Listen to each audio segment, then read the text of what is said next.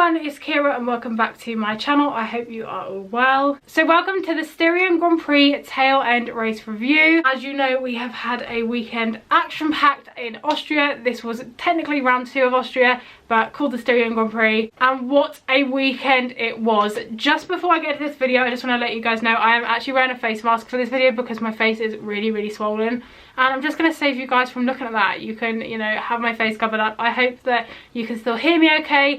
But anyway, I am going to get started and jump straight into my tail end race review. If you do enjoy this video, please be sure to give it a thumbs up and please subscribe down below. It would mean so much. But yeah, let's just get started. And first, I'm going to talk to you about my predictions for the weekend.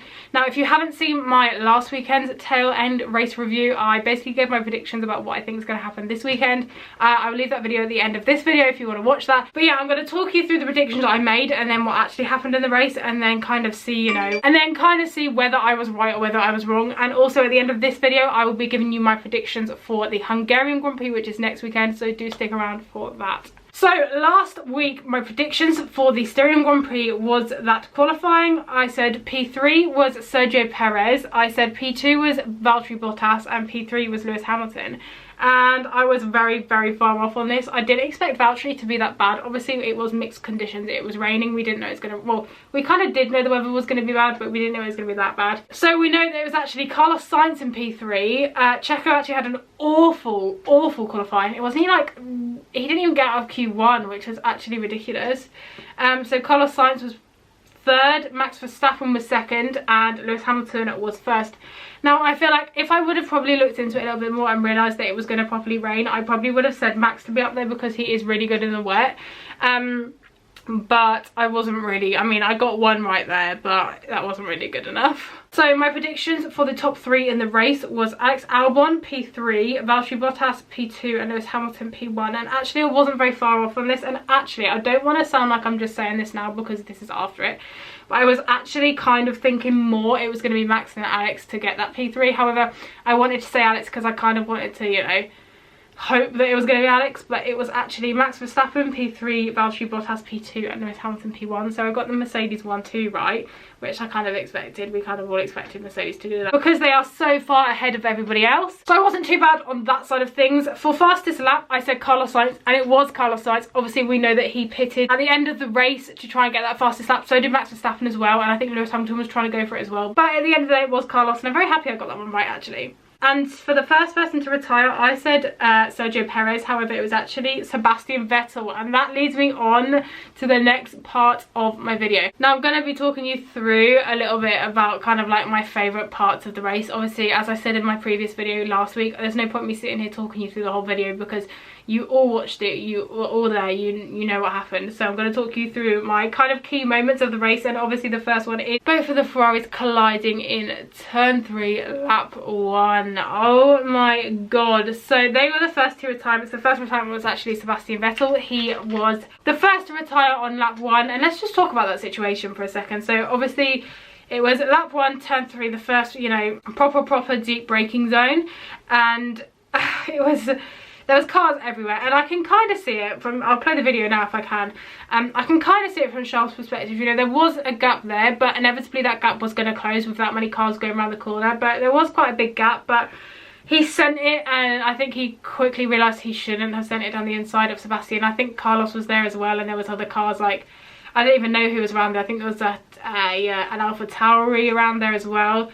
And, you know, 4 into 1 corner just doesn't go at all. So obviously Charles goes up the inside, completely cuts the curb, and because of that his car literally went flying. And to see his wheel, his literal left rear wheel on Sebastian's rear wing was ridiculous. Like, when it first happened, we didn't actually see the incident straight away, and I saw Sebastian's rear wing off, and then I saw Charles had damage to his floor, and I was like, hang on a minute, how has your floor got to the top of Sebastian's rear wing? Like, how's this happened? And when you see the replay, it was he literally flew.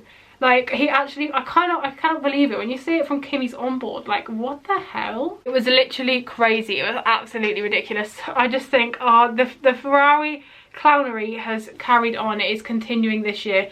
And I think there's so many points of this race that have brought us back, or no, not this race, like these two races in Austria that have been so reminiscent of Brazil 2019. Like, it's like we're literally carbon copying little bits of Brazil, obviously with the Lewis and Alex situation last week, and then with the Ferraris clashing this week. It's just like, it's literally Brazil all over again. So yeah, Charles actually came in for, I think he got his nose changed and his did he get his tyres changed as well? I don't really know. Obviously he must have done something to his front wing for that to have been damaged as well. And we see Sebastian coming in behind him, obviously retiring. There was just nothing you could do about that car. A rear wing change takes so long, there was just no way he could have done that, and I think they have to do that in the garage anyway. And by the time he got in the garage, Sebastian got out of the car, so he's probably absolutely fed up. You could clearly see it was Charles' fault, and he did actually come out after to apologise. I'll put it up on the screen now and I'll actually read it out what he said. Charles said, "I am disappointed in myself. I'm sorry, but being sorry is not enough. Seb hasn't got any faults today. I've let the team down after them working a whole week to bring the updates early. Too eager to gain those places in the first lap. I will learn from it." And that's a big thing actually, because Ferrari had brought their upgrades forward. They were meant to be coming in Hungary, but Ferrari actually brought them forward because they obviously, as we know from last week's pace, they do not have any, and they really needed to get up the order. So for Charles to kind of do that, it's wasted a lot of time and energy that the people back at Maranello have been putting in. So Charles went back out, but eventually he retired on lap 5 because there was just too much damage. There was way too much floor damage. I could see from the car that the floor damage was absolutely massive, and he could not continue. So the other retirement we had came on lap 26, and that was of Esteban Ocon, and he had the same issue that Daniel Ricciardo had last week, which is very concerning for Renault, and it was a cooling issue. Renault said it was actually a precaution that they boxed him because of the cooling issue, but obviously they have a much bigger issue there with the Renault, and they do need to fix this because, as I said, they've only a couple of days till Hungary. I don't expect it's going to be fixed by Hungary, so that's a little bit concerning as to whether both of these cars can finish, because actually Renault had a lot of pace this week, and I feel like if they had both of the this mask is really annoying me.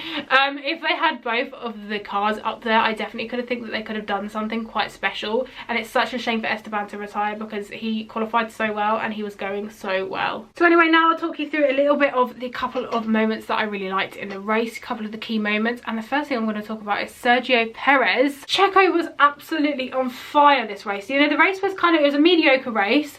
There wasn't anything too exciting going on, but obviously there was always fights. Like, people were always quite close to each other. There was always, you know, a fight going on. There was also always somebody in DRS of somebody else, and Checo just had a really strong race. Like, that racing point looked really strong. I think Lance looked strong as well, but not quite as strong as Checo. But yeah, he had a really good race, and I would actually say he was onto the pace of the Red Bull, or at least Alex Albon's Red Bull. However, we had a little bit of an issue around turn 4, and it was literally last week all over again with Alex and Checo. However, last week was Lewis and Alex, and this was where Checo was going around turn 4 with Alex. Alex was going around the outside to kind of then take the inside around turn 5.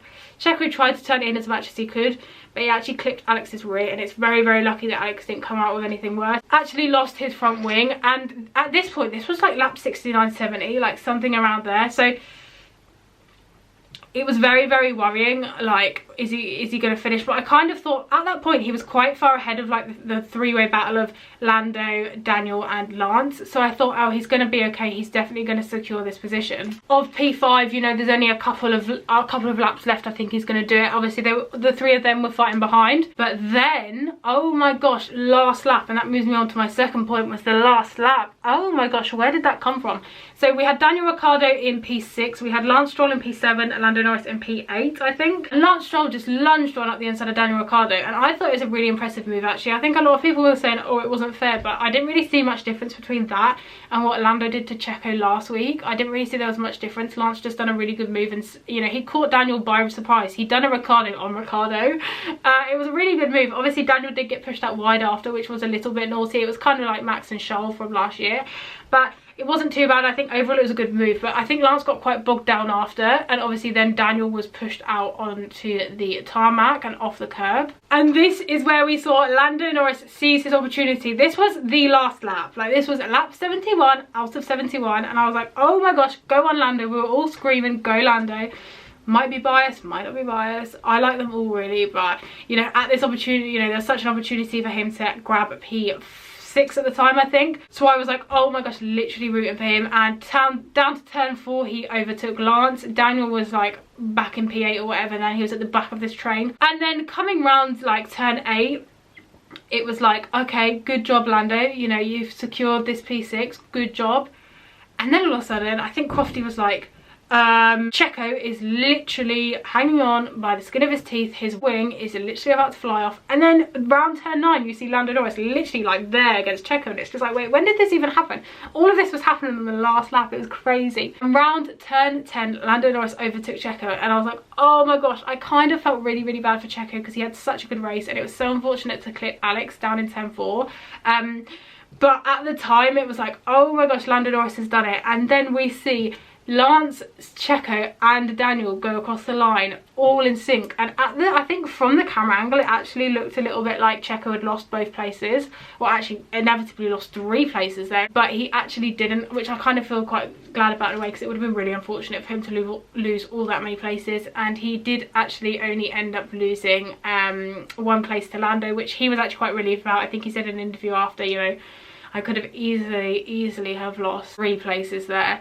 But that last lap was crazy. I mean, the whole race, the race wasn't boring, but like the whole race we were kind of just like, oh, you know, this is a good race. And then the last lap came out and oh my god. So they were the key moments that I enjoyed in the race. I think overall I'd probably give the race like, I'd say like a 6 or a 7 out of 10. You know, it wasn't awful, but at the same time it wasn't like a 8, 9, 10, do you know what I mean? So like a 6 or a 7 I'd probably give it out of 10. But now I'm going to give you my predictions for the Hungarian Grand Prix. Obviously that is next weekend. We're literally going straight into it, a triple header, and I don't want to be same with my predictions. However, I think over the last couple of years we have seen that Mercedes and Red Bull have been really dominant around the Hungaroring, and obviously Ferrari just aren't on the pace. So are my predictions going to be similar? I don't know. So for qualifying, I'm gonna say P3 Lando Norris. I'd like to see him do it again. I feel like he can. I think it's gonna be like a McLaren or a Racing Point. I really want to see one of them come up to P3 on merit. Like I really want to see them do well and, you know, be up there in that top 3 for qualifying. P2 I'm going to say Valtteri Bottas, and P1 for pole position I'm going to say Lewis Hamilton. I just don't believe anyone is really going to beat them, especially if it stays dry, which I think it's meant to. I haven't actually looked at the forecast, but I think it's meant to stay dry in Hungary next week, so I kind of think that's going to be the outcome. I don't want all my race predictions to be same, but at the same time I don't want to get them all wrong, because I just think this is going to happen. This is another Mercedes dominant year. So for the race, I'm going to say Valtteri Bottas P3, Max Verstappen P2 and Lewis Hamilton P1. I guess that's kind of what was last year. I definitely know last year was, I think Max was 2nd, Lewis was 1st, because I remember that tussle last year. Valtteri might have been 3rd, I can't actually remember. But I'm going to say that I'd like to see Max get up there. Obviously he is the dominant Red Bull. I don't really see Alex Albon getting up there like he should be. And I'd like to see Max fight the Mercedes. I'd like to see that Red Bull has some power to do that. And I think that he could probably get ahead of Valtteri Bottas. I kind of believe that Lewis might just run away with it next week, especially if he starts from pole. But it'll be interesting to see whether that happens. Fastest lap, I'm going to go for Sergio Perez, because as I said, that Racing Point is so quick, and you know, if he's on a strategy that may give him the opportunity to go for that fastest lap, I feel like he definitely will take it.